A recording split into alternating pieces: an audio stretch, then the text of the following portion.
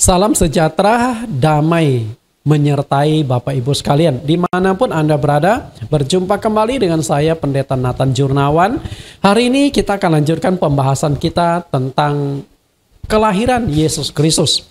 Nah, sebelum kita kupas pelajaran hari ini, kita akan mendengarkan pujian penyembahan yang akan dibawakan oleh Sang Pencipta lagu. Ada 3 lagu yang akan dibawakan. Yang pertama, Kau Lebih Tahu. Ketika kita ragu-ragu menjalankan sebuah kebenaran, maka kita harus bertanya kepada Tuhan melalui firman-Nya. Karena Tuhan lebih tahu apa yang Dia inginkan, bukan apa yang aku inginkan. Karena itu kita harus belajar mengerti hatinya Tuhan. Saya yakin, kenapa Tuhan Yesus tidak pernah memerintahkan kita merayakan Natal? Saya sangat yakin Tuhan tahu. Maka kita harus cari tahu dan kita harus mengerti hatinya Tuhan.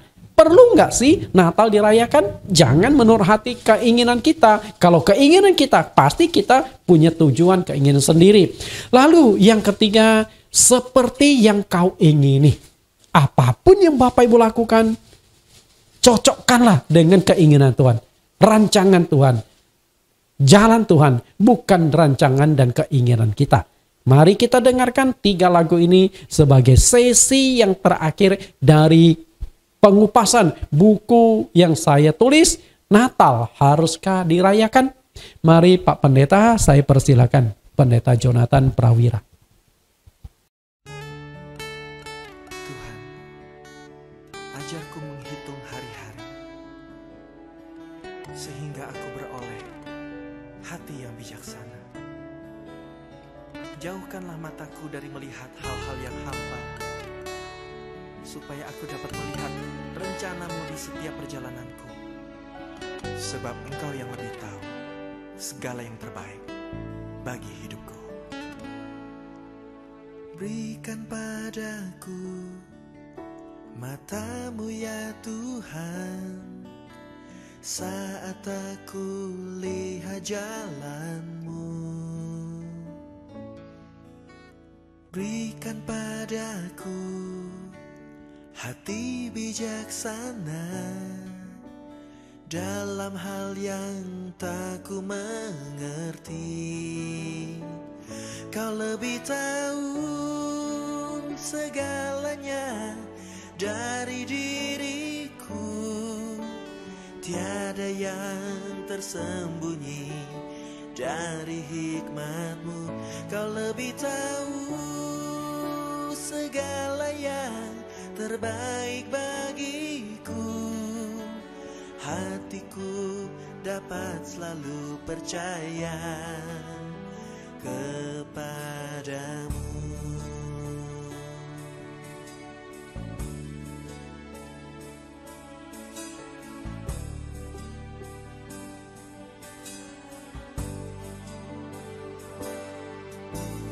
Berikan padaku mata-Mu ya Tuhan, saat aku lihat jalan-Mu.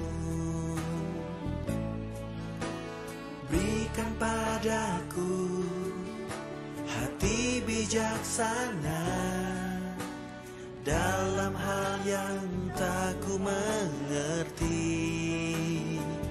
Kau lebih tahu segalanya dari diriku, tiada yang tersembunyi dari hikmat-Mu. Kau lebih tahu segala yang terbaik bagiku. Hatiku dapat selalu percaya kepadamu.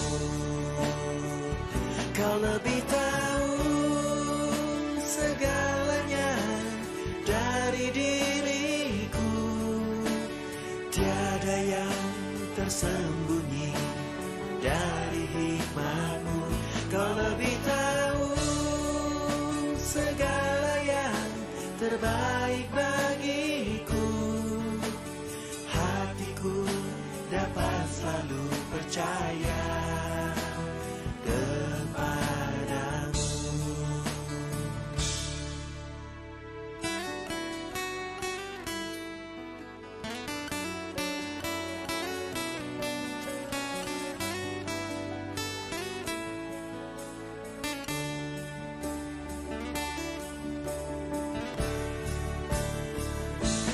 lebih tahu segalanya dari diriku.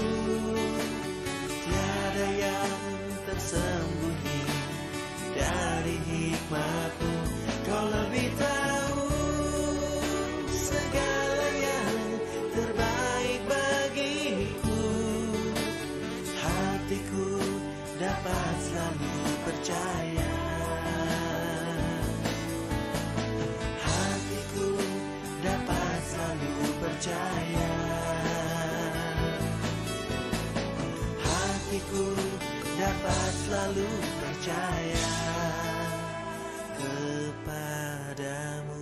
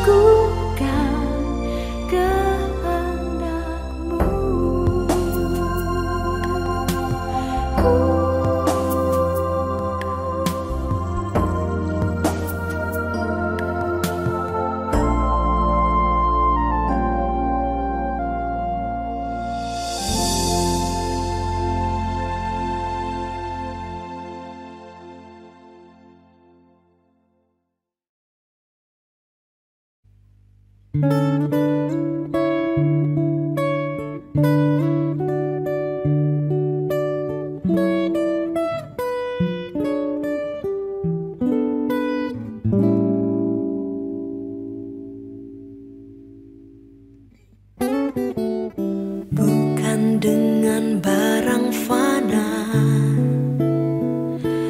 Kau membayar dosaku, dengan darah yang mahal, tiada noda dan celah. Bukan dengan emas perak Kau menebus diriku, oleh segenap kasih dan pengorbananmu. Ku telah mati dan tinggalkan cara hidupku yang lama. Semuanya sia-sia dan tak berarti lagi. Hidup ini ku letakkan pada mezbah-Mu ya Tuhan. Jadilah padaku seperti yang Kau ingini.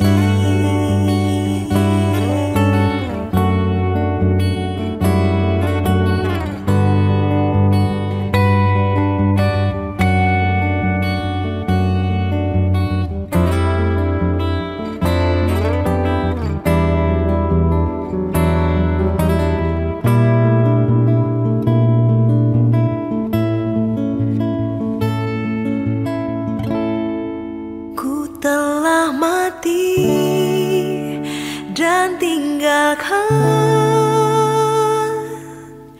cara hidupku yang lama. Semuanya sia-sia dan tak berarti lagi. Hidup ini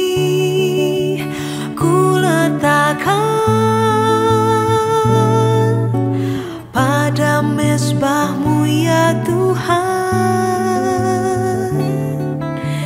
Jadilah padaku seperti yang Kau ingini.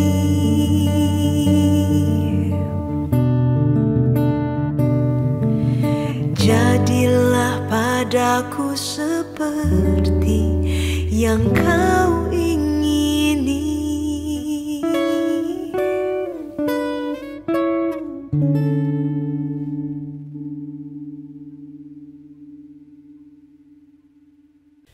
Kita sudah mendengarkan pujian penyembahan dari Pendeta Jonathan Prawira.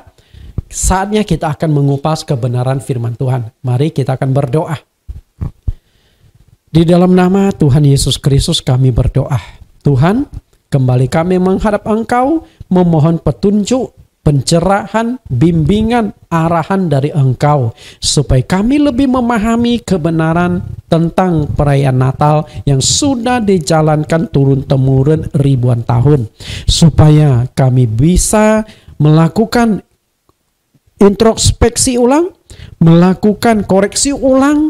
Betulkah harus dijalankan, atau jika kami jalankan mungkin cukup peringatan, atau bagaimana? Kiranya Engkau sendiri memberikan pimpinan petunjuk kepada kami, supaya ketika kami menjalankan sebuah keajaran tidak salah, tidak menyimpang dari firman-Mu, khususnya menyimpang dari kehendak-Mu.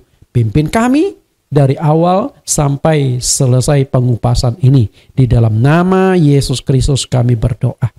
Amin.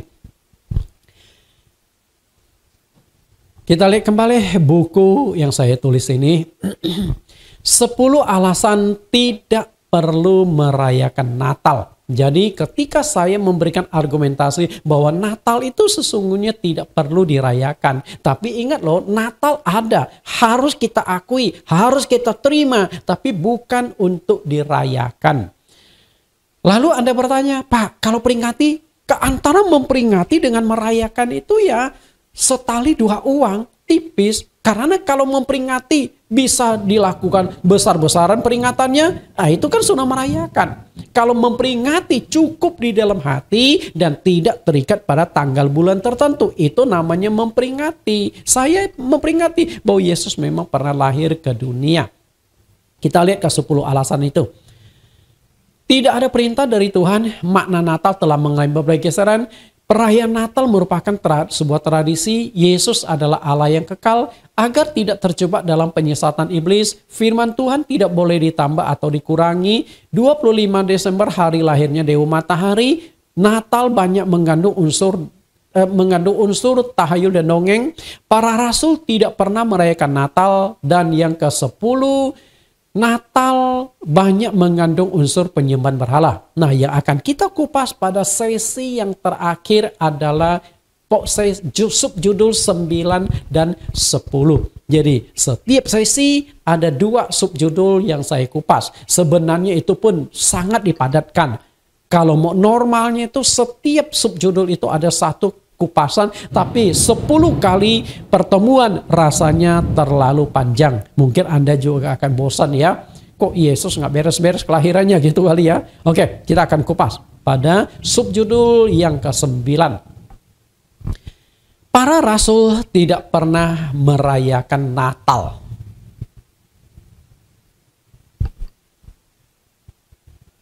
Merayakan ulang tahun adalah wujud kita memberikan perhatian, kita mengasihi, menghormati orang yang berulang tahun. Setuju pernyataan itu? Saya yakin Anda sangat setuju. Karena ketika kita merayakan ulang tahun itu adalah wujud aku memberikan perhatian, aku mengasihi. Makanya tidak heran kadangkala suami istri bisa berantem, bisa bertengkar gara-gara pasangannya lupa ulang tahunnya, hari ulang tahunnya. Ngamuk itu, betul? Anda pernah dimarahin suami atau dimarahin istri? Atau suami istri kesal gara-gara ulang tahunnya dilupakan? Itulah Anda dianggap tidak ada perhatian. Lalu bagaimana kita dengan Tuhan Yesus? Namun di dalam Alkitab tidak ada satupun catatan bahwa murid-murid pernah mengadakan perayaan hari ulang tahun sang guru mereka. Kalau begitu, apakah ini menunjukkan bahwa murid-murid Tuhan Yesus tidak ada perhatian kepada guru mereka, tidak mengasihi guru mereka, tidak menghormati guru mereka, sehingga mereka tidak merayakan ulang tahun guru mereka? Apakah kita bisa mensamakan antara manusia dengan Tuhan? Kalau manusia mungkin akan kesal kalau ulang tahunnya tidak dirayakan atau tidak diingat, tetapi beda dengan Tuhan. Petrus adalah kepala para rasul. Tuhan Yesus pernah bertanya kepada dia tentang apakah mengasihi Tuhan. Kita lihat Yohanes 21 ayat 15. Sesudah sarapan Yesus berkata kepada Simon Petrus, "Simon, anak Yohanes, apakah engkau mengasihi aku lebih daripada mereka ini?" Jawab Petrus kepadanya, "Benar Tuhan, engkau tahu bahwa aku mengasihi engkau." Kata Yesus kepadanya, "Gembalakanlah domba-dombaku." Petrus ini adalah kepala para rasul. Dan sebagai kepala, pasti dia harus punya inisiatif memimpin temannya. Kita rayakan ulang tahun guru kita yuk. Kita buatkan kue yuk. Kita berikan surprise yuk. Nah, istilah surprise di ulang tahun banyak dilakukan oleh anak-anak muda maupun pasangan suami istri yang sudah lama menikah. Dan Tuhan, apakah perlu disurprise seperti itu? Nah, apakah perlu dirayakan? Nah, inilah yang perlu kita kupas. Bukan berarti ketika kita tidak merayakan Natal, maka kita tidak mengasihi, menghormati, dan tidak mencintai Tuhan. Salah, kita salah kaprah kalau punya pemahaman seperti itu. Mengapa murid-murid Tuhan Yesus tidak merayakan Natal? Tentu banyak argumentasi, banyak alasan. Dan saya akan berikan 3 alasan atau argumentasi kenapa kenapa murid-murid tidak merayakan Natal. Dan tentu argumentasi ini bukan saya buat-buat, bukan cocokologi, tapi benar-benar kita gali berdasarkan fakta kebenaran Alkitab. Kita bahas yang pertama. Kita lihat dulu 3 alasan kenapa murid tidak merayakan Natal. Alasan pertama, perayaan kelahiran bukan kebiasaan umat pilihan bangsa Yahudi. Yang kedua, Yesus tidak pernah perintahkan murid-murid merayakan kelahirannya. Dan yang ketiga, murid-murid mengerti hati dan pikiran Kristus. Kita akan analisa ketiga subjudul ini. Yang pertama, perayaan hari ulang tahun itu bukan kebiasaan umat pilihan. Bapak Ibu, Anda harus mengerti kebenaran Alkitab ya.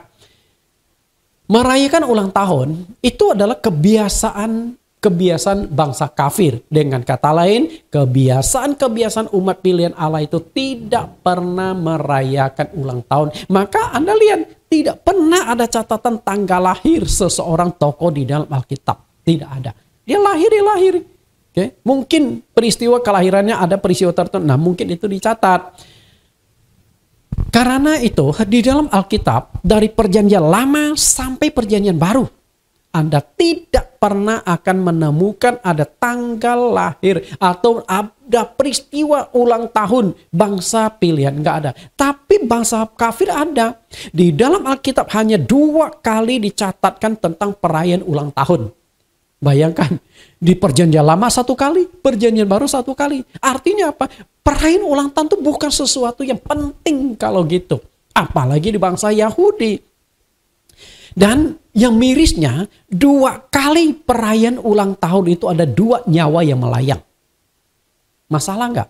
Ini masalah. Nah, kita akan lihat kedua kali ulang tahun tersebut. 2 kali ulang tahun dan 2 nyawa melayang. Yang pertama di perjanjian lama adalah ulang tahun Firaun yang melayang juru roti dibunuh. Sedangkan perjanjian baru, ulang tahun Herodes, nyawa yang melayang adalah Yohanes Pembaptis, kepalanya dipancung. Kita akan melihat ayat-ayatnya. Ulang tahun Firaun, juru roti digantung. Kejadian 40 ayat 20 sampai 22. Dan terjadilah pada hari ketiga, hari kelahiran Firaun. Maka Firaun mengadakan perjamuan untuk semua pegawainya. Ia meninggikan kepala juru minuman dan kepala juru roti itu di tengah-tengah para pegawainya. 21, kepala juru minuman itu dikembalikan ke dalam jabatannya sehingga ia menyampaikan pula piala ke tangan Firaun. Ayat 22, tetapi kepala juru roti itu digantungnya seperti yang ditakbirkan Yusuf kepada mereka. Yusuf ketika dimasukkan ke dalam penjara gara-gara difitnah oleh Tante Po atau istri Potifar. Dan di dalam penjara itulah Yusuf bertemu dengan juru minum raja, juru roti raja Firaun. Nah, di saat itulah mereka berkenalan, lalu mereka dapat mimpi, kemudian Yusuf menafsirkan mimpi mereka. Sesuai dengan tafsiran mimpi Yusuf, nah juru roti itu akhirnya digantung, sedangkan juru minum itu kemudian dibebaskan. Mungkin tidak terbukti bersalah. Mungkin juga 2 orang ini dicurigai akan meracuni atau membunuh Firaun. Dan akhirnya yang mungkin tertangkap dan terbukti itu adalah juru roti. Makanya digantung. Dari sini kita belajar satu hal. Perayaan ulang tahun mengakibatkan korban nyawa di sini. Oke, juru roti digantung. Lalu kita lihat peristiwa ulang tahun yang kedua di perjanjian baru. ulang tahun Herodes, kepala Yohanes dipancung. Markus 6 ayat 21 ke bawah. Akhirnya tiba juga kesempatan baik bagi Herodias. Ketika Herodes pada hari ulang tahunnya mengadakan perjamuan untuk pembesar-pembesarnya, perwira-perwiranya dan orang-orang terkemuka di Galilea. Pada waktu itu anak perempuan Herodias tampil lalu menari dan ia menyukakan hati Herodes dan tamu-tamunya. Raja berkata kepada gadis itu, "Minta daripadaku apa saja yang kau ingini, maka aku akan berikan kepadamu." Lalu bersumpahlah kepadanya, "Apa saja yang kau minta akan kuberikan kepadamu, sekalipun setengah dari kerajaanku." Anak itu pergi menanya ibunya, "Apa yang harus kuminta?" Jawabnya, "Kepala Yohanes Pembaptis." Wah, luar biasa ya. Perhatikan di sini. Hari ulang tahun Herodes. Dia mengadakan pesta. Diundanglah pejabatnya dan orang-orang penting. Nah, di hari ulang tahun, anak dari Herodias tampil menari. Nah, anak Herodes ini siapa? Begini loh. Kenapa dia tuh sampai benci kepada Yohanes Pembaptis, Herodias ini? Karena Yohanes Pembaptis itu pernah menegur Herodes. Tidak halal kamu mengambil Herodias sebagai istrimu, karena Herodias itu adalah kakak iparmu. Jadi siapakah Herodias ini? Herodias ini dari istri dari saudaranya. Saudara istri dari saudara Herodes diambil dari istrinya. Nah, apakah saat itu saudara dari Herodes masih hidup atau sudah mati? Kita nggak tahu. Kalau masih hidup berarti dia selingkuh atau dia merebut istri dari saudaranya sendiri. Kalau sudah mati, itu pun tidak layak. Karena itu adalah saudara ipar. Makanya Yohanes Pembaptis pernah menegur. Rupanya teguran Yohanes Pembaptis ini menimbulkan kebencian, sakit hati. Mungkin Herodias merasa dipermalukan. Karena itulah dia dendam kepala Yohanes. Begitu ada kesempatan dia hantam Yohanes Pembaptis. Dan anak yang menari itu kayaknya itu adalah keponakan dari Herodes. Artinya anak dari saudaranya dengan Herodias. Itu kisahnya. Dan kita lihat lagi. Ayat 25, maka cepat-cepat ia pergi kepada raja dan meminta, "Aku mau supaya sekarang juga engkau berikan kepadaku kepala Yohanes Pembaptis di sebuah talam."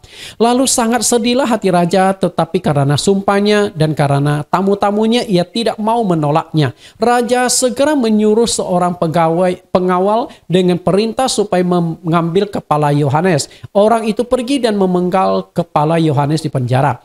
Ia membawa kepala itu di dalam sebuah talam dan memberikannya kepada gadis itu, dan gadis itu memberikannya pula kepada ibunya. Ketika murid-murid Yohanes mendengar hal itu, mereka datang dan mengambil mayatnya lalu membaringkannya dalam kuburan. Bapak Ibu perhatikan, miris ya.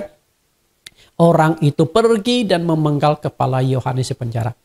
Kalau Herodes tidak mengadakan ulang tahun, lalu anak gadis itu tidak menari, Yohanes masih selamat. Mungkin Yohanes akan mati karena usia tua, bukan kepalanya dipancung. Artinya, karena kelahiran akhirnya ada nyawa yang dikorbankan. Miris nggak? Miris. Karena itulah saya katakan, perayaan ulang tahun itu bukan kebiasaan bangsa Yahudi, dan perayaan ulang tahun ini selalu ada dampaknya. Dan dampak yang lebih mengerikan yaitu kelahiran Yesus Kristus.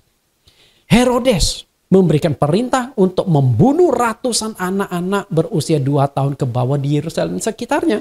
Karena saat itu orang Majus kan datang kepada Yohanes. Berkata, datang kepada Herodes berkata, "Oh, kami melihat sebuah bintang di timur, bintang tanda kelahiran seorang raja yang maha besar, raja yang agung."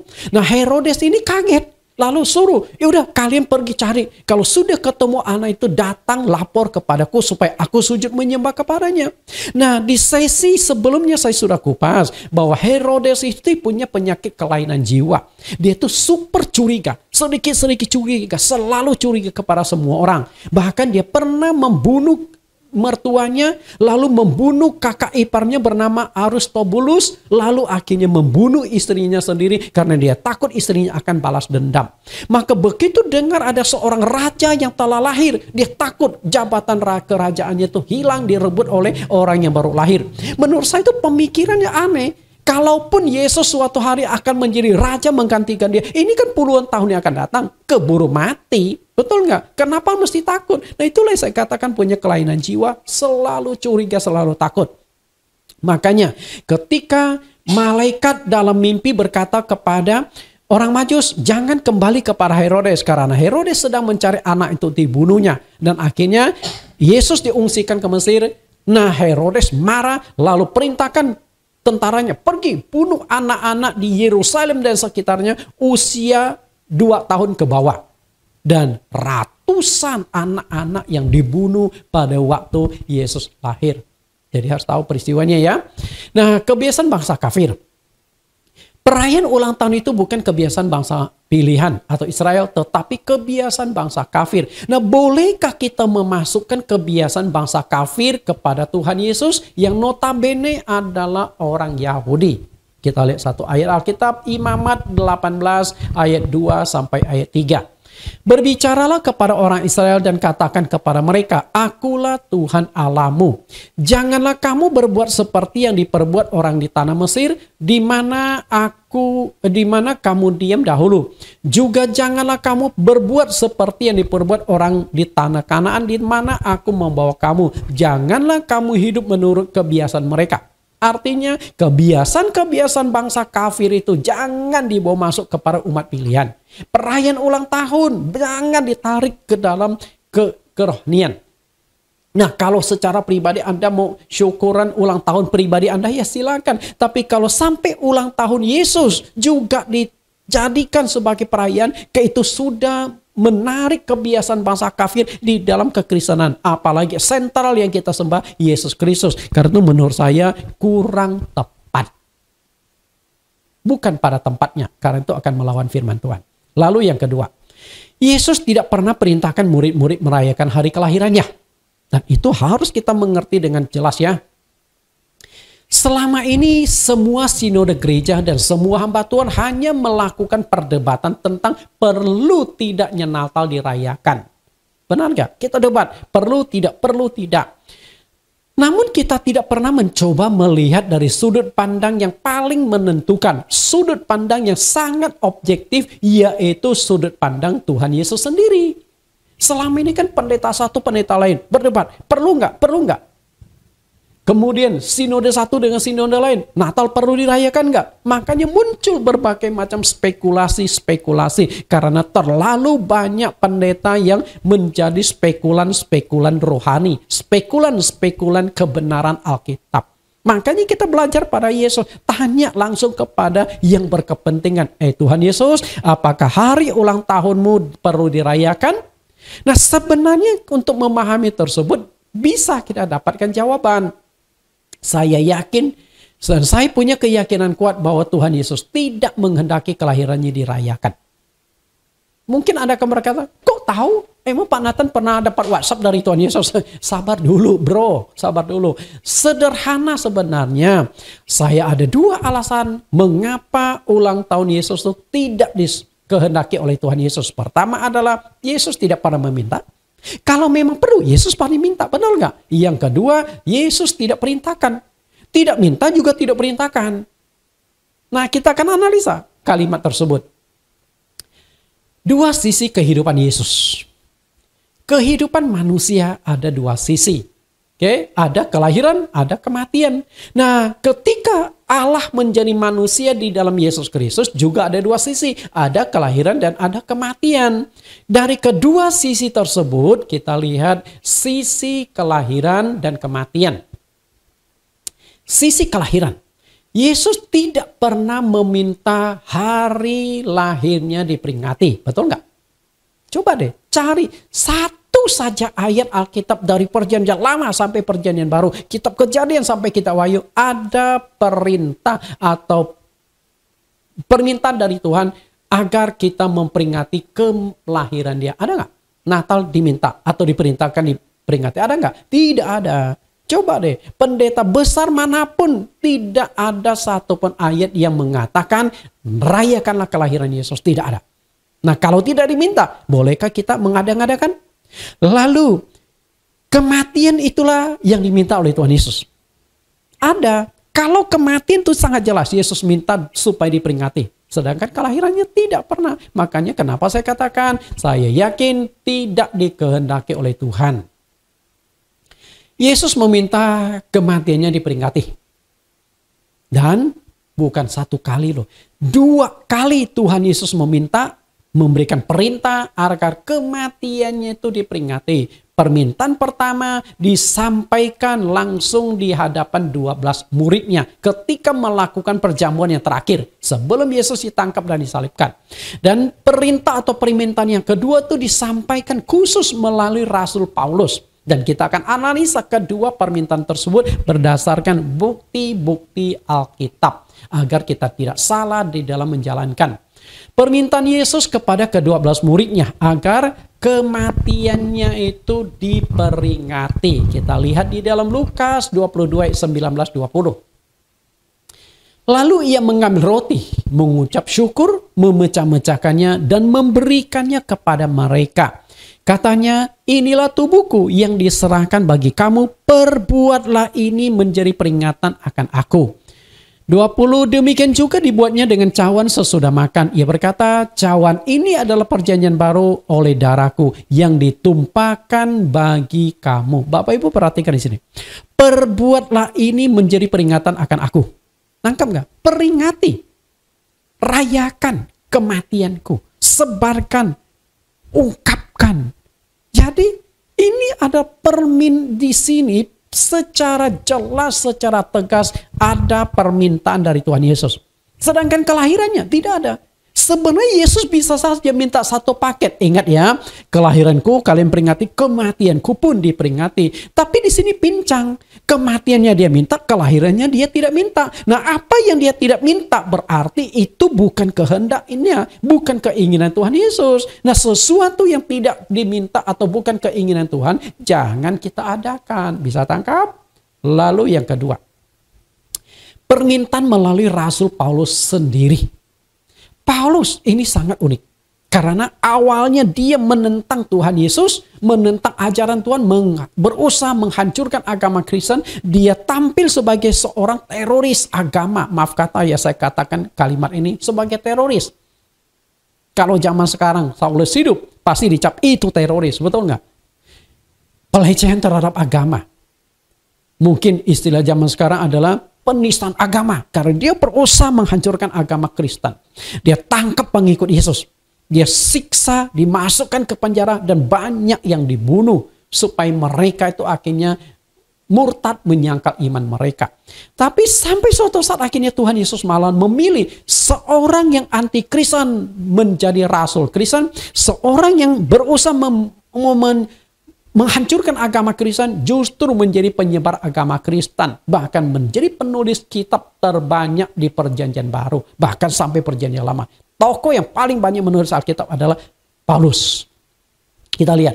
Ketika Paulus menulis kitab suci, dia bukan belajar kepada orang lain. Tapi Tuhan sendiri yang menyampaikan kebenaran-kebenaran itu kepadanya. Galatia 1 ayat 11-12. Sebab aku menegaskan kepadamu saudara-saudaraku bahwa Injil yang kuberitakan itu bukan Injil manusia. Oh, Paulus katakan hati-hati loh, Injil ini bukan manusia. Injil bukan hasil karya manusia. Bukan sumbernya dari manusia loh. Dari mana sumbernya? Ayat 12. Karena aku bukan menerimanya dari manusia dan bukan manusia yang mengajarkannya kepadaku. Tetapi aku menerimanya oleh pernyataan Yesus Kristus. Perhatikan di sini. Aku bukan menerimanya dari manusia. Artinya hasil tulisan dia bukan copy. Ada orang yang mendikte, ini nanti tulis ini ya Paulus. Enggak. Dia bukan terimanya atau bukan orang yang menyampaikannya. Tapi dia terima langsung dari Tuhan Yesus. Dan dia bukan belajar atau bukan manusia mengajar kepadaku. Artinya setelah Saulus bertobat, dia tidak pergi ke Yerusalem belajar kepada Petrus, belajar kepada rasul-rasul lain. Tidak. Dia tidak belajar. Lalu dari mana Paulus bisa tahu kekristenan? Sampai dia bisa menulis lebih kurang 13 kitab. Karena dia belajar langsung dari Tuhan.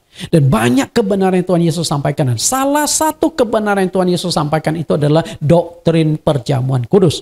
Permintaan Tuhan Yesus agar kematiannya diperingati. Kita lihat 1 Korintus pasal yang ke-11 ayat 23 sampai 25. Sebab apa yang telah kuteruskan kepadamu telah aku terima dari Tuhan. Yaitu bahwa Tuhan Yesus pada malam waktu ia diserahkan mengambil roti.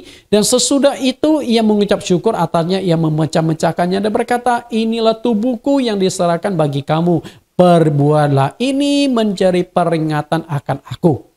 Demikian juga yang mengambil cawan sesudah makan lalu berkata, cawan ini adalah perjanjian baru yang dimeteraikan oleh darahku. Perbuatlah ini setiap kali kamu meminumnya menjadi peringatan akan aku. Ada beberapa kata yang ingin saya ajak Bapak Ibu lihat, perhatikan baik-baik. Pada waktu malam ia diserahkan. Saulus hadir gak? Ketika malam waktu Yesus mau ditangkap. Hadir gak? Enggak. Paulus tahu nggak situasi seperti apa? Enggak. Lalu dari mana dia tahu? Jelas di sini, aku telah terima dari Tuhan. Artinya Tuhan Yesus sendiri berkata kepada Saulus, Saulus, waktu aku ditangkap di Taman Getsemani situasi seperti ini. Lalu apa yang kau lakukan? Aku mengadakan perjamuan malam bersama dengan muridku. Saat itu kau belum ada, kau belum aku panggil. Itu penjelasan Tuhan Yesus, oke? Nah, kemudian Tuhan Yesus juga tegaskan kepada Saulus, permintaannya, peringatilah akan aku. Artinya melalui perjamuan kudus kita memperingati kematian Tuhan. Nah, kalau peringatan kematian Tuhan itu ada permintaan disampaikan kepada rasul-rasul, disampaikan secara khusus kepada Paulus, tentu dia berhak juga meminta kelahirannya dirayakan. Betul nggak? Padahal ada selang waktu loh. Ketika permintaan memperingati kematian kepada murid-murid, waktu itu Yesus masih hidup. Nah, setelah itu ketika Paulus menulis kitabnya, Tuhan memberikan petunjuk, peringati kematianku, mestinya ada jeda waktu dan Tuhan Yesus bisa minta, Paulus selipkan atau tuliskan di dalam kitab yang akan engkau tulis nanti, peringati kelahiranku. Tapi faktanya tidak ada. Yang dia minta adalah peringati kematianku. Ini fakta Alkitab, kebenaran Alkitab yang tidak bisa dipungkiri, yang tidak bisa ditolak oleh siapapun. Penulis kitab Injil itu ada 4 orang. Mungkin kita sudah hafal semua ya. Ada Matius, Markus, Lukas, dan Yohanes. Nah, dari 4 penulis kitab Injil ini, hanya ada 2 penulis yang memasukkan kisah kelahiran Yesus. Sedangkan 2 penulis lagi tidak memasukkan sama sekali kisah tentang kelahiran Yesus. Siapa saja? Kita lihat. Yang memasukkan kisah kelahiran Yesus itu adalah Matius dan Lukas. Sedangkan Markus tidak memasukkan, demikian pula Yohanes tidak menulis sama sekali tentang kelahiran Yesus Kristus dari awal. Tidak ada. Nah, kesimpulan, jika kelahiran Yesus itu sangat penting diperingati, seharusnya keempat penulis kisah kehidupan Yesus akan membuat peristiwa itu. Kalau memang betul-betul penting, pasti Markus dan Yohanes akan tuliskan. Tapi kenapa Markus dan Yohanes tidak tuliskan? Saya sudah katakan, peringatan kelahiran itu bukan tradisi bangsa Yahudi. Kayaknya Markus maupun Yohanes mengerti dengan jelas tentang tradisi ini, maka dia tidak masukkan. Lalu kenapa Matius dengan Lukas memasukkan? Karena berita tentang kelahiran Yesus memang harus ada pemberitaan. Oke, harus ada pemberitaan. Kalau tidak, dari mana kita tahu? Nubuat telah tergenapi. Dari mana kita tahu bahwa Yesus telah lahir? Tapi bukan hal yang sangat-sangat penting. Kalau penting Markus dengan Yohanes, kenapa tidak menuliskan itu? Nah, dari 4 Injil ini ada satu yang unik. Kitab Yohanes dan Markus memulai kisah kehidupan Yesus dari kondisi Yesus telah dewasa dan telah memulai pelayanan di bumi. Coba lihat, silakan baca Markus maupun Yohanes. Markus begitu buka mulai tampil Yohanes Pembaptis, lalu Yesus yang datang kepada Yohanes terus dibaptis. Enggak menceritakan kelahiran. Demikian pula Yohanes. Injil Yohanes dimulai Allah yang menjadi manusia. Terutama dalam Injil Yohanes yang cenderung menekankan Yesus itu sebagai Allah yang kekal. Allah yang inkarnasi menjadi manusia. Yohanes 1 ayat 1. Pada mulanya adalah firman, firman itu bersama-sama dengan Allah dan firman itu adalah Allah. Yohanes 1:14, firman itu telah menjadi manusia. Artinya Allah menjadi manusia. Nah, kalau Yesus itu adalah Allah, bagaimana mungkin kita merayakan kelahiran Allah kita? Bukankah kita akan menurunkan derajat, menurunkan kodrat Yesus Kristus yang adalah Allah yang kekal? Jadikan manusia fana, manusia biasa yang perlu dirayakan ulang tahunnya. Nah, tindakan demikian menurut saya itu kurang tepat. Nah, apakah Allah yang kekal, Allah yang Alfa Omega punya tanggal lahir? Anda renungkan sendiri. Nah, dari keempat Injil ini ada satu hal yang menarik. Keempat Injil ini semuanya itu memuat tentang kematian Tuhan Yesus. Oke? Sorry, ini tanda panahnya saya belum hapus ya. Dari 4 penulis ini, hanya 2 yang Namun uniknya, keempat penulis Injil memberceritakan dengan jelas tentang kematian Yesus Kristus.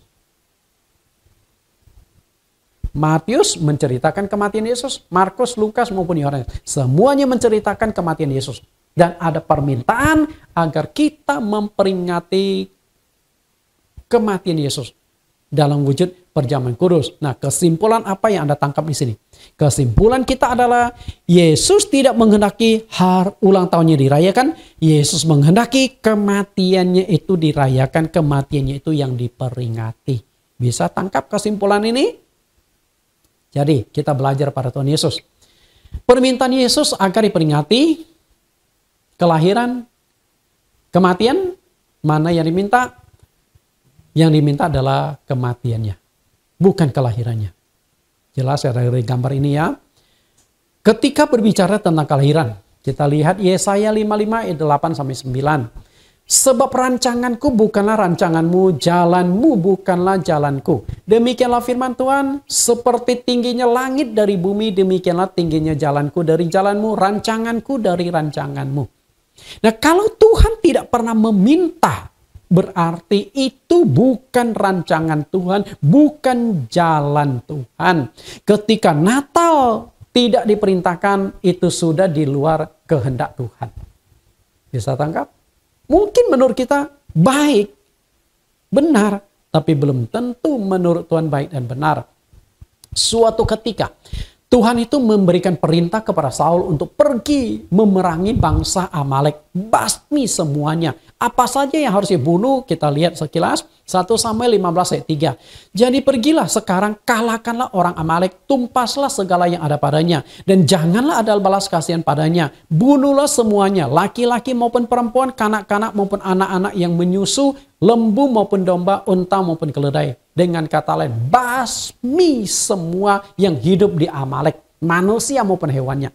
Ini kan menurut saya perintah Tuhan itu berat loh. Sangat-sangat berat loh. Dan itu jelas. Kalau yang dibunuh hanya orang dewasa, oke lah, karena mereka bertanggung jawab. Perempuan kenapa ikut dibunuh? Kan nggak ikut berperang. Apalagi anak-anak, bahkan anak yang menyusui. Tapi inilah murka Tuhan. Bunuh.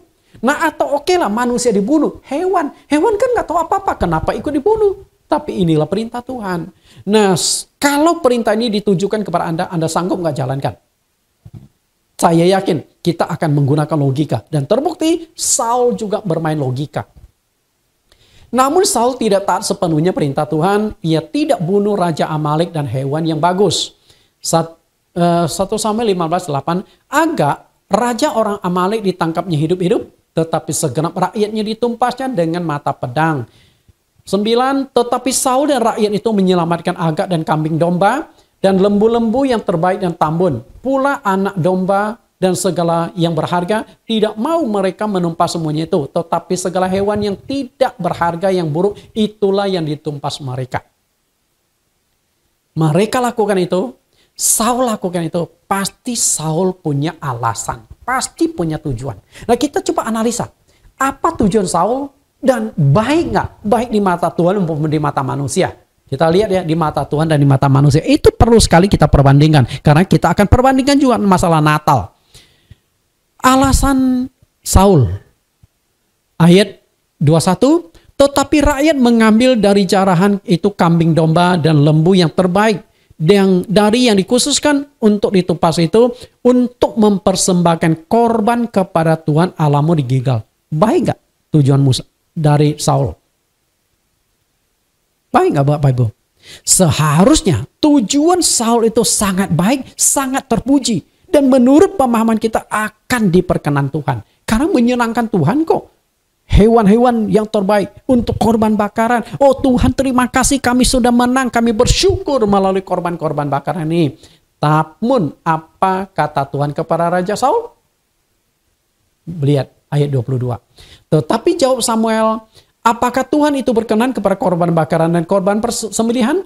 Sama seperti kepada mendengarkan suara Tuhan, sesungguhnya mendengarkan lebih baik daripada korban sembelihan, memperhatikan lebih baik daripada lemak domba-domba jantan. Artinya adalah ketaatan lebih penting daripada pengorbanan. Tuhan tidak melihat pengorbanan engkau, tidak melihat ibadah engkau, tidak melihat maksud tujuan engkau. Yang Tuhan lihat adalah ketaatan engkau pada firman Tuhan. Dan firman Tuhan meminta kelahiran Yesus, meminta kematian Yesus diperingati. Itu yang harus diperingati. Tapi kelahirannya dia tidak meminta. Nah kalau tidak meminta lalu kita adakan berarti kita sudah tidak taat pada firman Tuhan. Apalagi ada ayat yang mengatakan firman Tuhan tidak boleh ditambah, tidak boleh dikurangi. Dampaknya apa? Saul ditolak sebagai Raja Israel. Ayat 23, sebab pendurhaka adalah sama seperti dosa bertenung dan kedegilan adalah sama seperti penyembahan berhala dan terafim. Karena engkau telah menolak firman Tuhan, maka ia telah menolak engkau sebagai raja.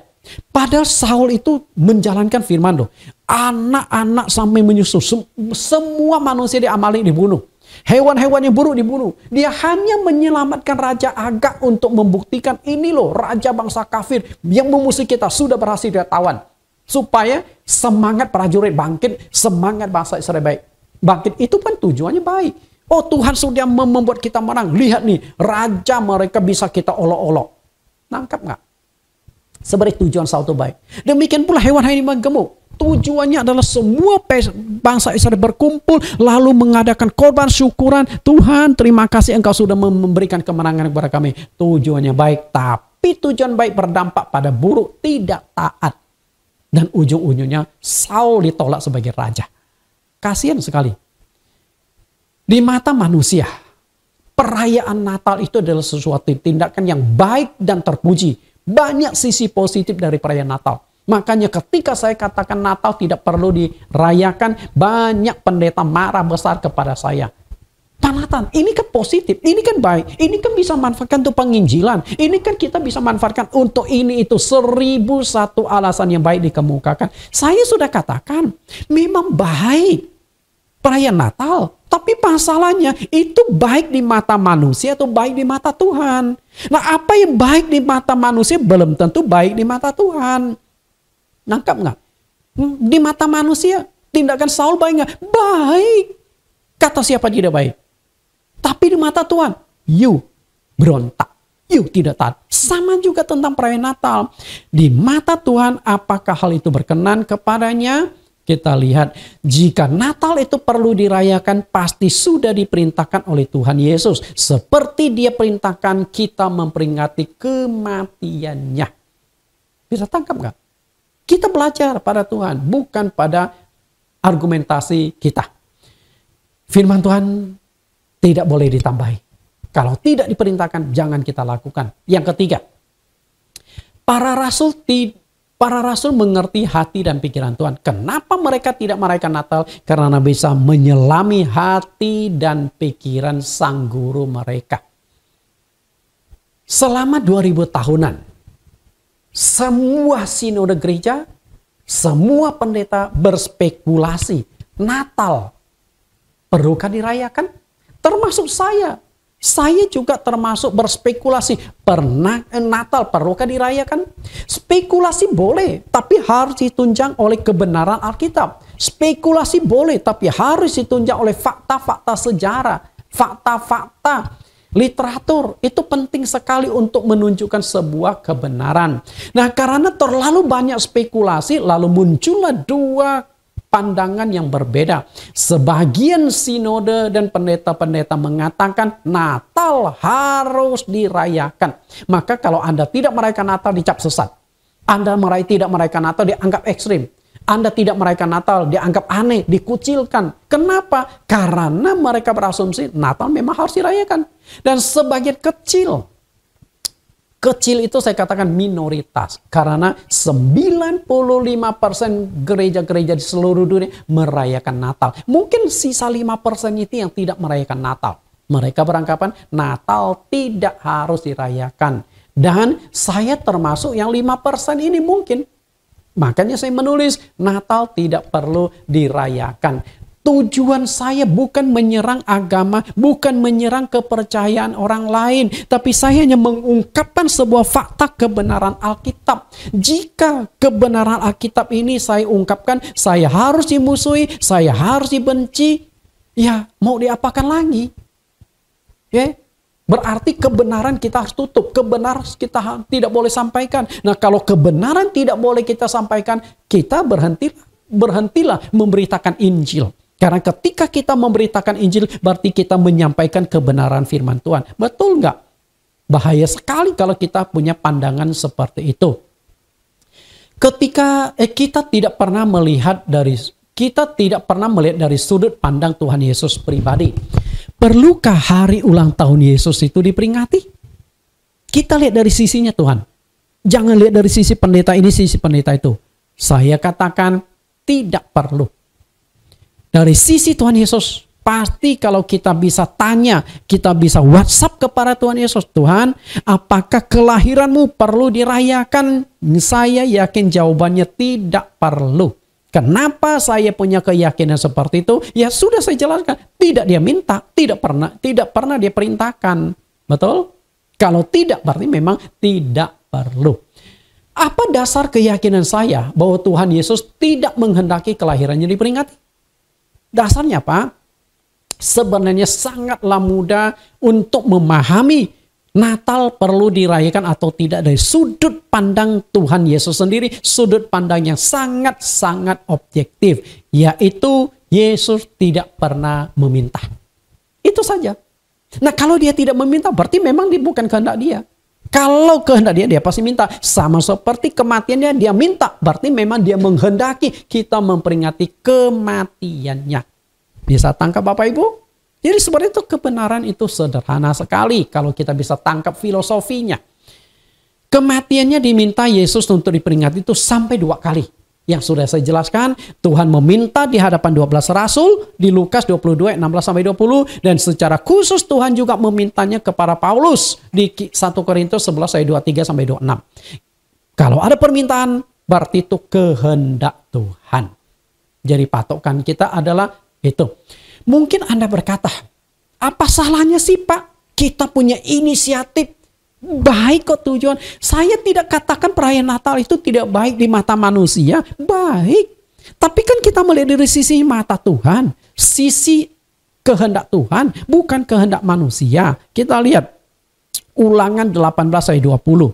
Tetapi seorang nabi yang terlalu berani untuk mengucapkan demi namaku perkataan yang tidak kuperintahkan untuk dikatakan olehnya, atau yang berkata demi nama Allah lain, nabi itu harus mati. Coba saya tanya pada pendeta-pendeta. Pendeta mana yang mendapatkan perintah langsung dari Tuhan Yesus, kelahiranku diperingati? Pernah nggak? Tidak.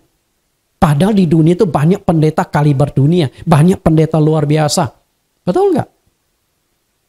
Ada Benny Hinn, ada Peter Yongren, dan macam-macam banyak pendeta-pendeta kaliber dunia yang punya karunia besar. Bahkan ada pendeta yang suka turun naik sorga, bertemu dengan Tuhan. Pertanyaan saya sederhana, pernah nggak Tuhan minta kelahiranku diperingati? Kalau dia pernah meminta kepada pendeta-pendeta zaman sekarang kelahirannya diperingati, berarti pendeta itu sudah selevel rasul. Rasul aja nggak dapat perintah.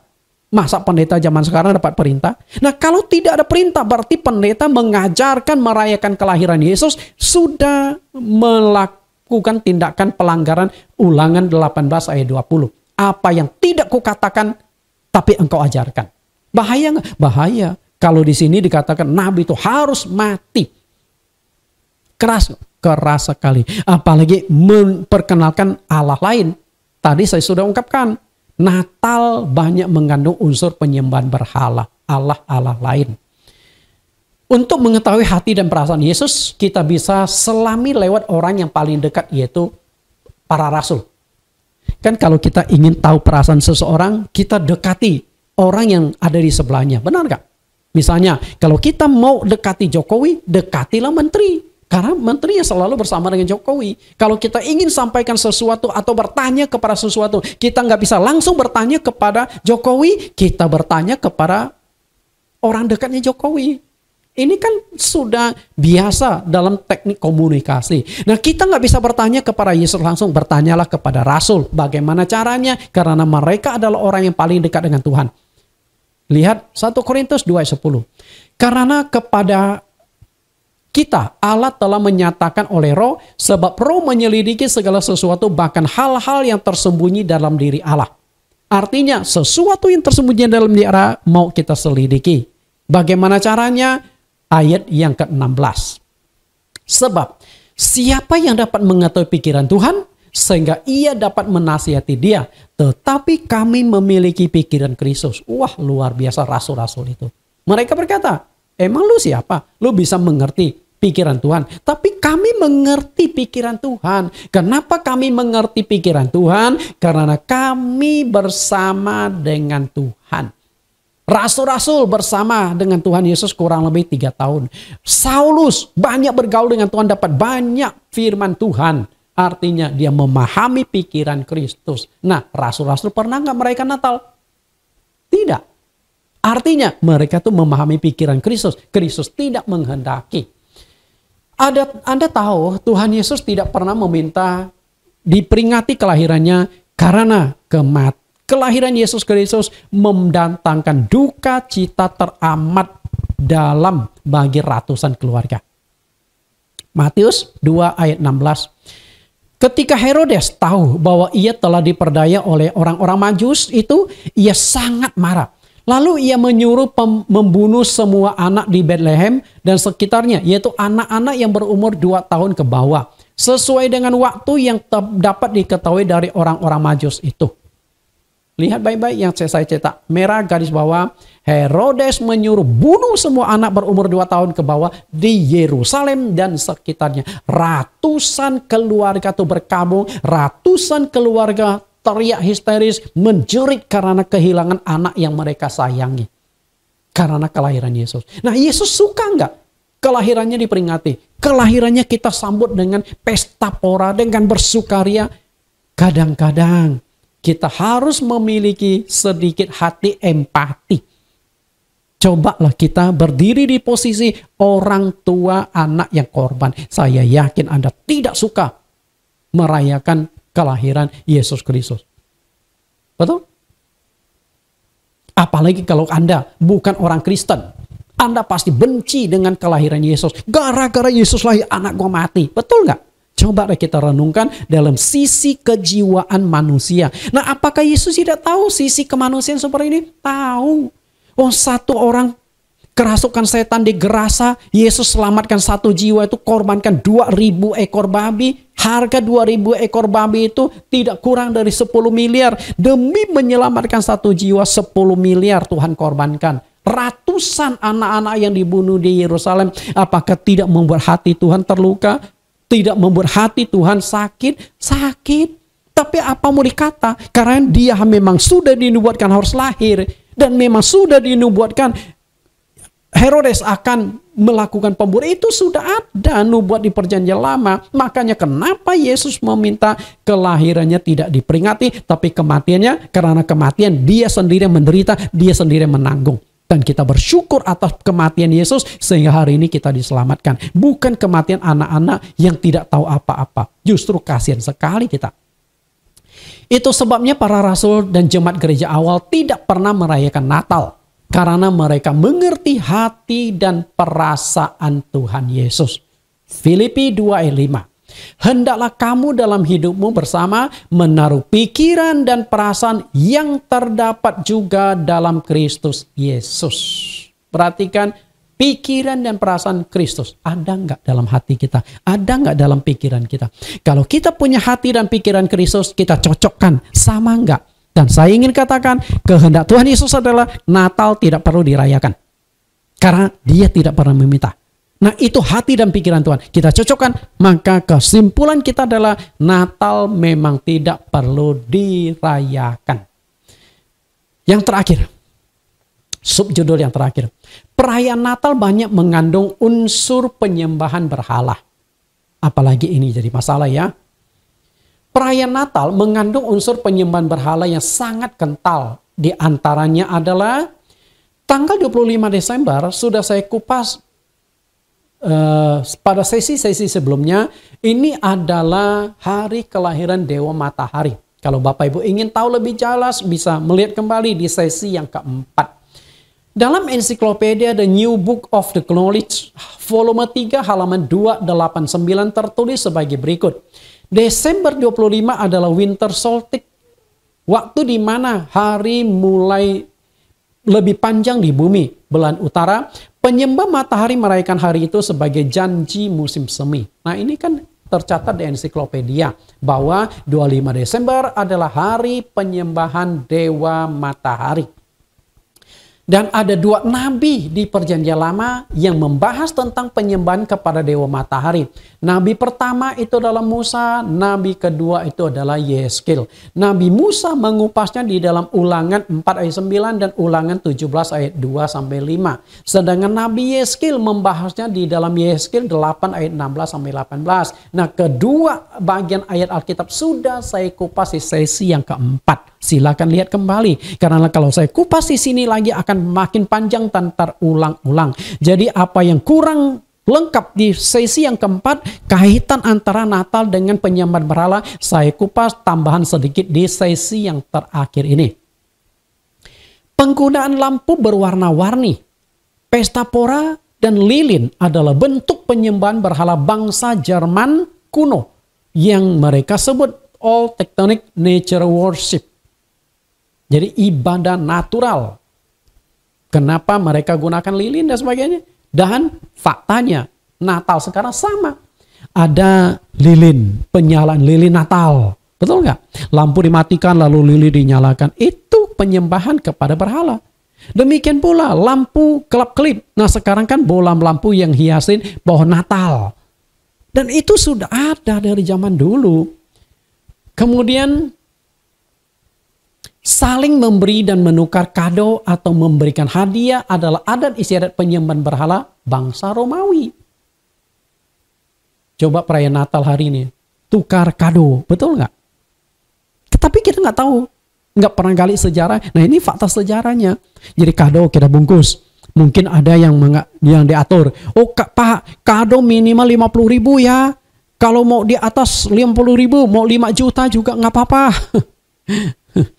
Nah, mungkin supaya tidak terjadi kecemburuan sosial atau yang kaya pamer lalu ditundukkan. Pak, kadonya 50.000 sampai 100.000 ya, supaya rata, hanya untuk senang-senang saja. Betul? Satu kali saya diundang khotbah di Persekutuan Doa di Ancol.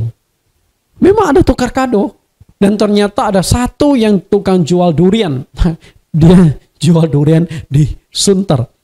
Kadonya apa? Dia isi 2 biji durian dibungkus. Yang dapat durian itu saya.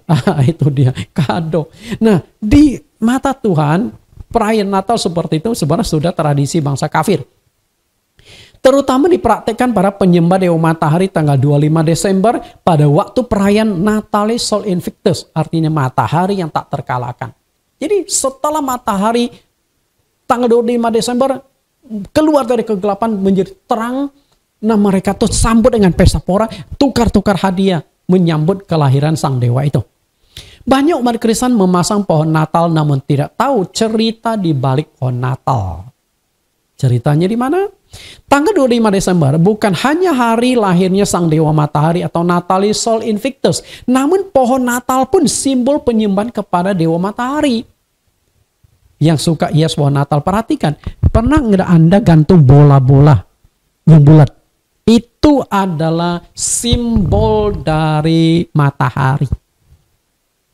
Bias dulu itu hanya satu, bintangnya satu, bolanya hanya satu. Bintang itu simbol bintang, bola itu simbol matahari. Nah sekarang bervariasi, bolanya sudah lebih dari satu, ada yang dua, ada yang banyak. Tapi bintangnya biasanya tetap satu ya. Itu simbol dari dewa matahari. Penggunaan pohon yang selalu hijau daunnya atau pohon Natal cemara adalah praktek penyembahan berhala zaman dulu. Di Perjanjian Lama sudah ada penyembahan pada pohon tertentu yang dipercaya memiliki kekuatan tertentu. Jadi penyembahan dewa matahari ada di Alkitab Perjanjian Lama, penyembahan kepada pohon-pohon juga ada di Perjanjian Lama.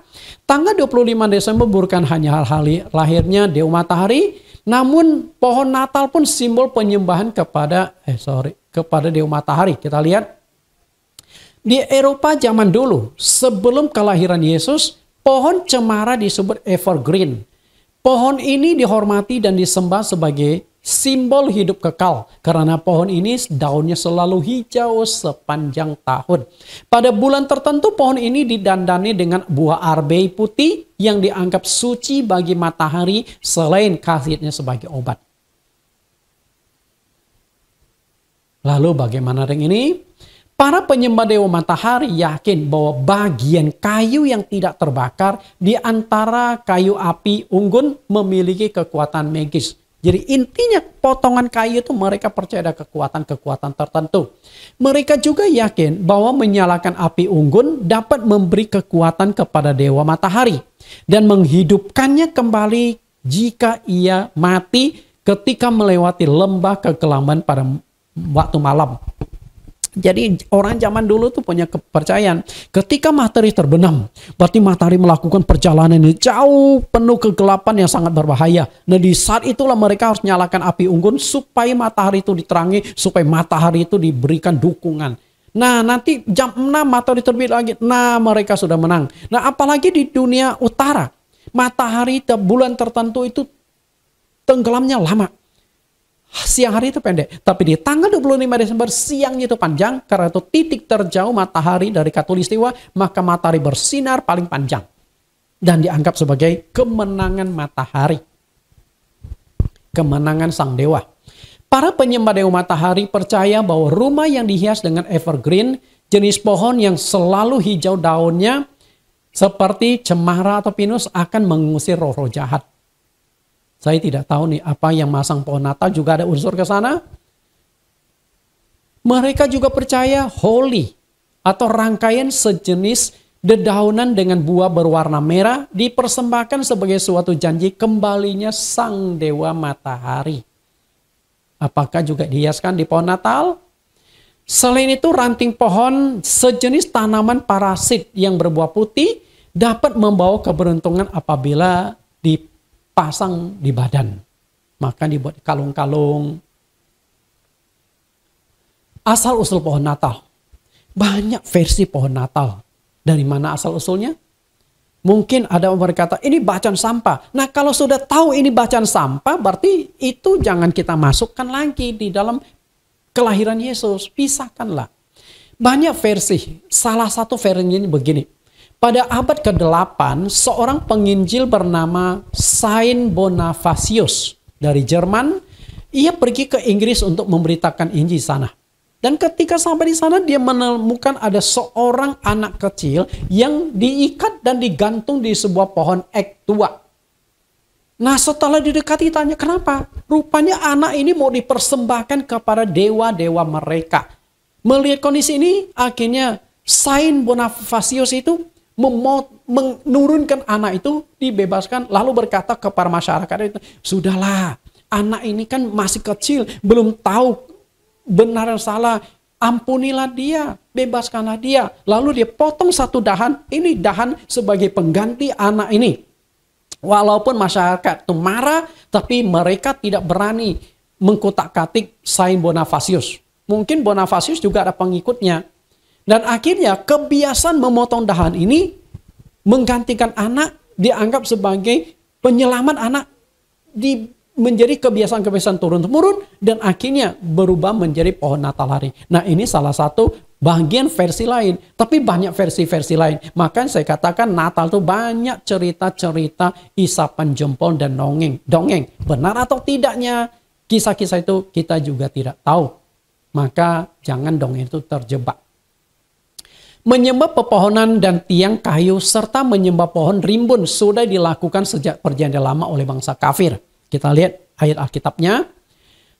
1 Raja-Raja 14 ayat 22. Tetapi orang Yehuda melakukan apa yang jahat di mata Tuhan dan mereka menimbulkan cemburunya dengan dosa yang diperbuat mereka lebih daripada segala yang dilakukan nenek moyang mereka.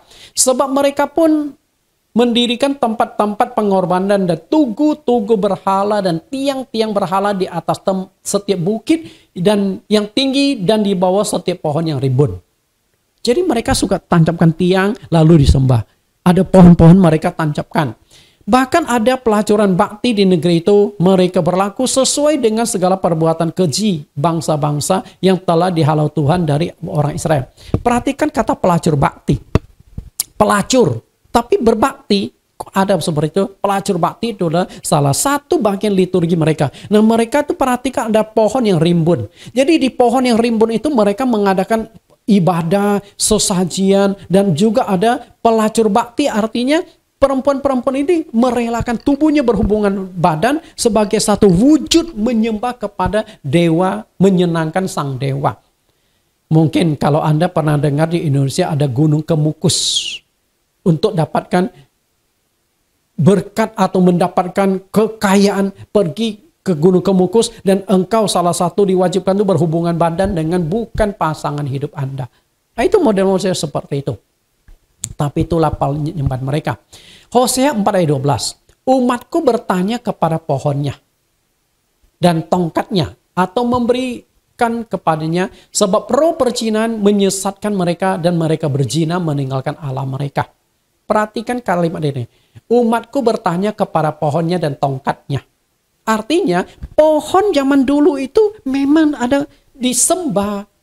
Dan ternyata bangsa Israel ikut kebiasaan dewa-dewa kafir, berhala-berhala kafir. Pohon disembah karena mereka yakin pohon tertentu punya magis, punya kekuatan tertentu. Waktu saya masih kecil, saya selalu ditakuti jangan dekat pohon beringin. Pada di kampung saya itu, saya suka sekali duduk di pohon beringin ke rimbun besar. Tapi di selalu di pohon beringin ada hantunya loh. Nah, apakah pohon itu ada kekuatan? Nah, itulah yang menjadi sebuah tahayul. Karena itulah setiap kali kalau saya lewatin pohon beringin yang gede itu, saya selalu menghindar, selalu was-was melihat ada apa ya, kira-kira ada sesuatu makhluk yang lain nggak? Nah, itu waktu kecil seperti itu Bapak Ibu. Pohon. Kemudian ayat 13. Mereka mempersembahkan korban di puncak gunung-gunung dan membakar korban di atas bukit-bukit, di bawah pohon besar dan pohon bahawar dan pohon rimbun. Sebab naungannya baik, itulah sebabnya anak-anakmu perempuan berzina dan menantu-menantumu perempuan bersundal. Luar biasa ya, penyembahan di bawah pohon zaman dulu. Allah sangat benci kepada orang yang melakukan penyembahan kepada berhala. Karena penyembahan berhala berarti menduakan Allah sehingga membangkitkan kecemburuan Allah. Lihat Ulangan 32 ayat 21 sampai 23. Saya buka banyak ayat ya Bapak Ibu. Karena memang banyak ingin saya sampaikan. Waktunya terbatas sehingga baca ayat lagi. Karena kita ingin buktikan berdasarkan fakta kebenaran Alkitab. Ulangan 32 ayat 21. Mereka membangkitkan cemburuku dengan yang bukan Allah. Mereka menimbulkan sakit hatiku dengan berhala mereka. Perhatikan bagaimana berhala itu melukai hati Tuhan. Sebab itu aku akan membangkitkan cemburu mereka dengan bukan umat dan akan menyakiti hati mereka dengan bangsa yang bebal. Tuhan akan balas. Maka bangsa Israel tidak heran ditawan, dijadikan perbudakan, negaranya pernah hilang sampai 1000 tahun lebih karena sering terjebak di dalam penyembahan berhala. Ayat 22, sebab api telah dinyalakan oleh murkaku dan menyala-nyala sampai ke bagian dunia orang mati di paling bawah. Api itu akan memakan bumi dengan hasilnya dan menghanguskan dasar gunung-gunung. Aku akan menimbun malapetaka ke atas mereka, seluruh anak panahku akan kutembakkan kepada mereka. Oh, lihat bagaimana ancaman Tuhan, bagaimana murkanya pakai api yang menyala-nyala.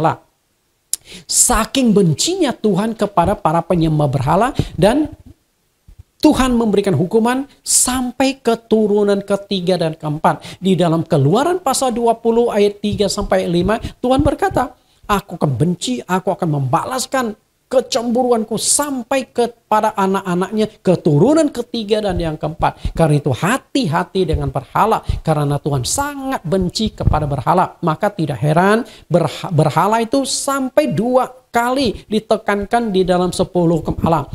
Jangan ada padamu Allah lain di hadapanku. Itu pasti berkaitan dengan dewa-dewa berhala-berhala lain. Lalu jangan membuat bagimu patung yang menyerupai apapun. Jangan sujud menyembah kepada 2 kali.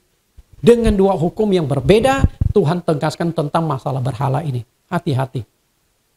Oke. Kemudian hukuman yang terakhir bagi penyembah berhala itu adalah neraka. Karena itu bertobatlah sebelum terlambat.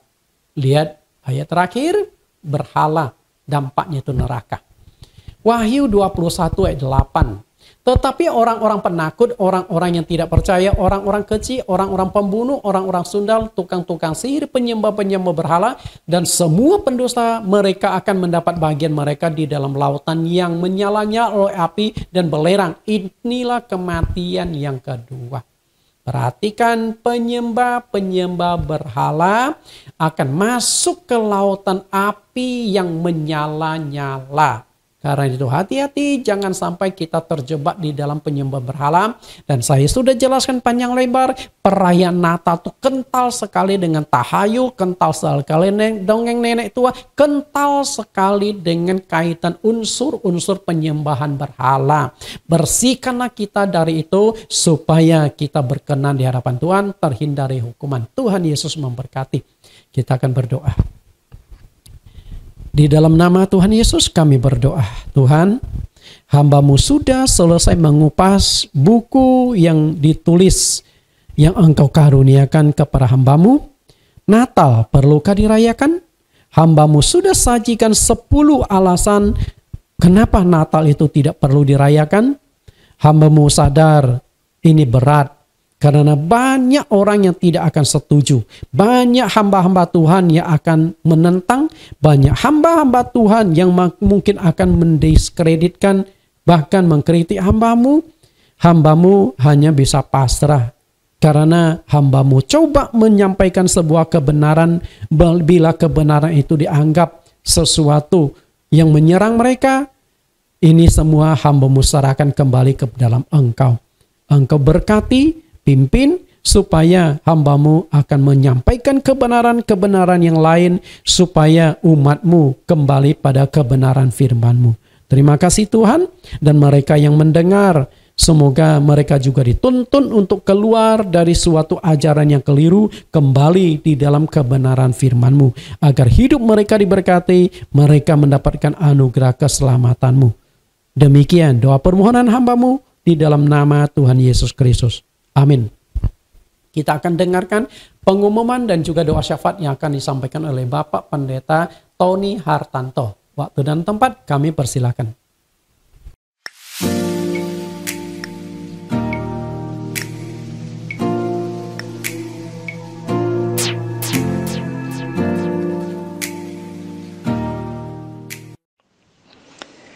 Shalom, Bapak, Ibu, dan Saudara yang terkasih di dalam Tuhan. Kembali di pagi hari yang indah ini, kita telah diberkati oleh kebenaran firman Tuhan yang telah disampaikan oleh hamba-Nya, yaitu Bapak Pendeta Nathan Jurnawan.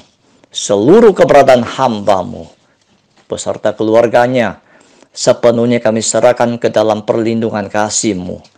Engkau berkati dan lindungi dan pakai hamba-Mu ini hari demi hari lebih dahsyat lagi.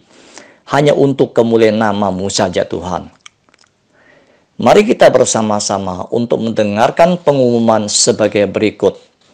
Pengumuman yang pertama, Gereja DCC punya kerinduan untuk bisa memulai ibadah offline atau ibadah gedung pada awal tahun 2022. Namun seperti yang kita lihat dalam berbagai media, telah muncul varian baru COVID-19 atau Omicron. yang kita belum tahu penularannya seperti apa, saudara. Bila COVID-19 di awal tahun 2022 kembali naik, maka ibadah tatap muka akan ditunda dan diganti ibadah via Zoom. Informasi jelasnya akan disampaikan lewat WA buat masing-masing jemaat. Yang kedua, bedah buku karangan Bapak Pendeta Nathan Jurnawan dengan tema Natal haruskah dirayakan? Dari 5 kali pertemuan atau 5 sesi yang diadakan setiap hari Senin jam 19 sampai jam 21. Masih ada 2 sesi yang akan dilanjutkan, yaitu pada tanggal 10 Januari 2022. Sesi yang keempat, tanggal 17 Januari 2022. Sesi yang kelima. Yang ketiga, minggu ini tema khotbah Natal perlukah dirayakan yang terdiri dari 5 episode telah diselesai dikupas. Bagi jemaat yang belum sempat nonton episode 1 sampai yang keempat, tetap bisa dibuka dalam link YouTube, yaitu Jesus Christ Community. Yang keempat, mulai minggu depan, tanggal 9 Januari 2022, ibadah live streaming akan dikupas topik yang baru, yaitu Kitab Kehidupan, yang terdiri dari 5 sesi atau 5 episode. Yang kelima, susunan kepengurusan gereja GCC telah berakhir hampir 2 tahun yang lalu, namun belum ada pembaruan atau pengangkatan baru. Dalam waktu dekat akan dibentuk dan diangkat kepengurusan baru, angkatan yang ketiga, untuk masa bakti Januari 2022 sampai Desember 2024. Kami satukan hati untuk masuk ke dalam pokok doa, memohon kuasa-Mu yang tidak dibatasi oleh ruang dan waktu. Dan hanya Engkaulah satu-satunya Tuhan Yesus yang sanggup melakukan segala perkara yang besar di kolong langit ini. Dan Engkau adalah dokter di atas segala dokter untuk menjamah dan menyembuhkan, yaitu Bapak Bong Cijung, yaitu papanya dari Bapak Pendeta Nathan Jurnawan, kena stroke dan dirawat di rumah. Pendeta Stefanus, ginjal dan stroke. Ibu Nagawati, kesehatan dan jual rumah di Bogor. Tuhan Yesus, Engkau nyatakan kuasa-Mu supaya Bapak Bong Cijung dan Bapak Pendeta Stefanus dan Ibu Nagawati segera disembuhkan dan dipulihkan kesehatannya. Dan mujizat Tuhan terjadi. Rencana penjualan rumah Ibu Nagawati yang di Bogor, Engkau campur tangan Tuhan, agar rumahnya segera terjual. Yang kedua, penentuan dan pengangkatan calon kepengurusan GCC angkatan ketiga. Tuhan Yesus Engkau berkati, agar acara pengangkatan calon kepengurusan GCC berjalan dengan lancar, seturut dengan rencana dan kehendak-Mu saja. Yang ketiga, penanganan COVID-19 di Indonesia. Pelaksanaan vaksinasi di Indonesia dapat berlangsung dengan cepat dan tertib, sehingga bumi Indonesia akan terbebas dari virus COVID-19. Yang keempat, keamanan dan kedamaian di Indonesia. Di tahun 2022, khususnya TNI dalam menghadapi kelompok bersenjata di Papua. Tuhan Yesus, Engkau berkati bangsa Indonesia yang kami cintai ini, dari Aceh sampai ke Papua. Dijauhkan dari setiap mara bahaya dan dijauhkan daripada setiap rancangan orang jahat. Dan Tuhan Yesus, Engkau tempatkan malaikat surgawi-Mu untuk menjaga dan melindungi bumi Indonesia tetap aman di dalam proteksi Tuhan Yesus Kristus. Yang kelima, pembelian gedung gereja ibadah GCC. Tuhan Yesus, Engkau berkati gereja GCC supaya memiliki gedung sendiri sehingga jemaat dapat beribadah. Yang keenam, pengajuan dana kepengurusan dana kemanusiaan Yayasan Serbia agar dilancarkan semuanya dan segera terwujud. Dan kami kembalikan segala pujian, hormat dan syukur hanya bagi-Mu saja Tuhan Yesus. Di dalam nama Tuhan Yesus kami berdoa dan mengucap syukur. Haleluya. Amin. Sebelum kita mengakhiri ibadah ini, mari kita bersama-sama akan terima berkat dari Tuhan Yesus melalui hambamu, yaitu Bapak Pendeta Nathan Jurnawan. Dan kami persilakan hambanya. Kita sudah mendengarkan doa syafaat dan juga pengumuman yang disampaikan oleh Pendeta Tony Hartanto. Kita akan akhiri ibadah kita. Mari angkat tangan saudara-saudari. Kasih yang sempurna, kuasa yang ajaib, kemuliaan yang kekal akan turun dari tempat yang tinggi menaungi saudara sekalian. Saudara-saudari akan diberkati di dalam setiap pekerjaan. Saudara-saudari akan diberkati dalam keamanan kemanapun kau pergi. Saudara-saudari akan diberkati dalam kesehatan. Saudara-saudari akan diangkat semakin tinggi bukan semakin turun. Saudara akan menjadi kepala bukan menjadi ekor. Karena ada kasih karunia yang turun dari sorga. Menyertaimu, menyertai keluargamu. Mulai saat ini sampai selama-lamanya. Kita akhiri dengan firman-Mu. Firman-Mu pelita bagi kakiku, terang bagi jalanku. Firman-Mu pelita bagi kakiku, terang bagi jalanku. Waktu ku bimbang dan hilang jalanku, tetaplah kau di sisiku. Dan takkan ku takut asal kau di dekatku, besertaku selamanya. Firman-Mu pelita bagi kakiku, terang bagi jalanku. Amin. Sampai bertemu pada ibadah yang selanjutnya. Minggu depan saya akan kupas topik yang baru, tapi juga tetap berseri. Banyak kebenaran yang ingin saya sampaikan kepada Bapak Ibu, tapi waktunya terbatas. Maka terpaksa banyak kebenaran-kebenaran itu saya sampaikan secara berseri. Dan minggu depan kita akan masuk seri yang baru, Kitab Kehidupan. Anda tahu nggak? Di sorga ada sebuah kitab yang namanya Kitab Kehidupan. Dan kalau nama Anda belum tercatat dalam Kitab Kehidupan, Anda tidak akan masuk sorga. Maka kita akan kupas Kitab Kehidupan ada 5 sesi. Tuhan Yesus berkati.